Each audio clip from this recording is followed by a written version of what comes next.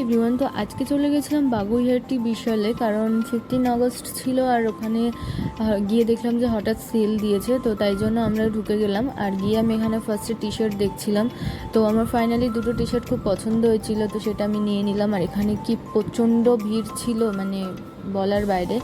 তো যাই হোক, এখানে সব কিছুর উপরেই ডিসকাউন্ট ছিল ভালো। কুর্তিগুলো আমার বেশ ভালো লেগেছে, এখানে কুর্তির কোয়ালিটি খুব সুন্দর ছিল, শর্ট কুর্তি, লং কুর্তি সবেরই কোয়ালিটি খুব ভালো ছিল। তো ফাইনালি এখানে আমি দুটো টি শার্ট নিয়ে নিয়েছিলাম, আর এখানে জিন্সগুলো দেখছিলাম যেগুলোর সাইজ একটাও ছিল না আমার। তো এখানে শ্যুজগুলো আমার একদমই ভালো লাগেনি।